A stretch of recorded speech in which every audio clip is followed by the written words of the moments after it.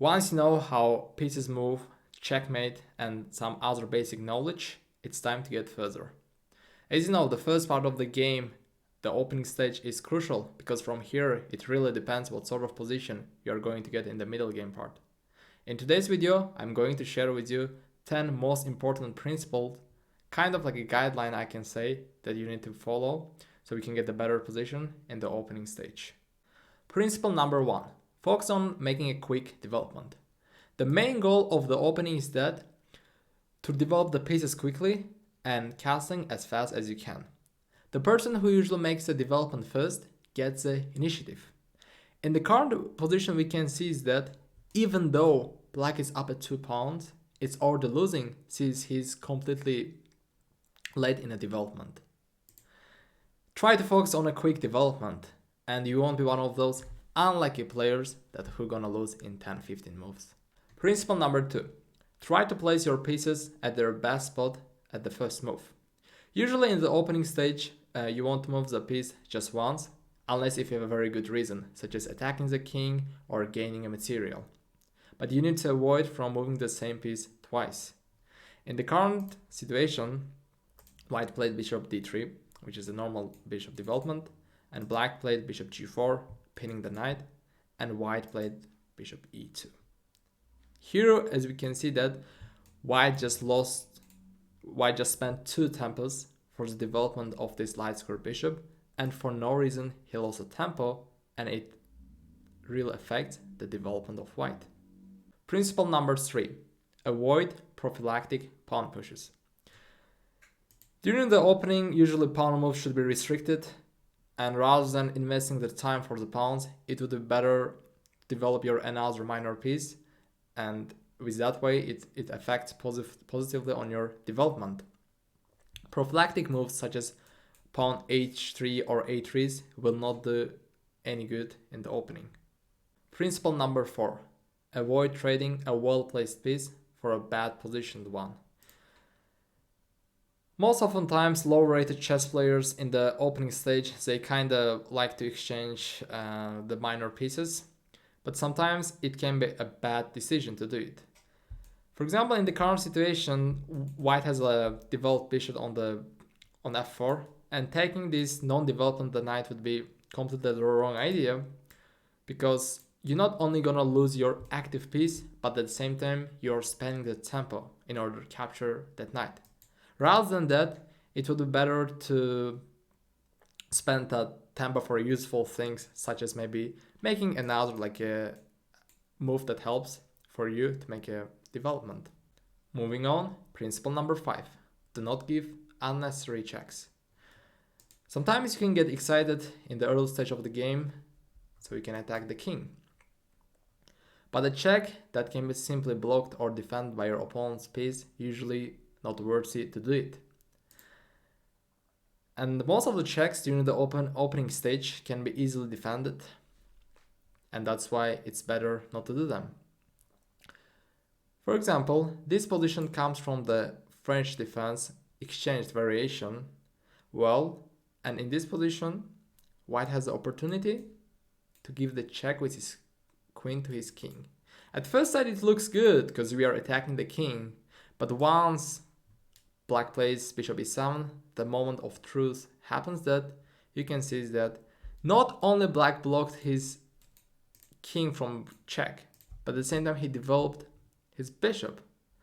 And if you look from the white perspective, the move that looked good, actually not even you lost a tempo for that. But Mr. Queen is blockading now the bishop, and it's a bad news for white. Principle number 6.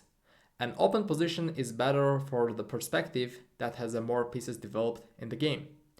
For that reason, usually the player who has a lead in development should go for an open position. Here we can see that white was able to make a really good development by casting and developing his minor pieces, even right now offering to make the break from the center. But if you look at black perspective, they were only able to develop their knights, and that's not enough. And taking this pawn can lead to even way more catastrophic results, because after that it helps for white to put his rook on the e-file and pin the knight, and at the same time this gives the opportunity for white to develop his dark square bishop, which is threatening the fork in the next move.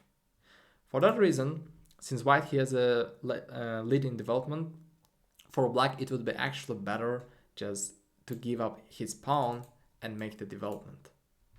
We left 4 more principles, and now it's time for 7th, which stands for try the castle early. King safety is one of the important things that you need to care in the beginning of the game. An uncastled king which stands in the center it's really vulnerable because your opponent pieces can simply attack to it. Castling will not only provide the safety to your king, but it also helps your rook to get in the battle. Since we are talking about castling, principle 8 goes for kingside castling is safer rather than the queenside. There are 2 reasons for that. The first is reason, once you castle on the kingside part, your king would be much more like behind a rack of protected pawns, and at the same time, in order to make a kingside castling, you need to develop 2 minor pieces. But in order for the queenside, you need to develop 3 minor pieces.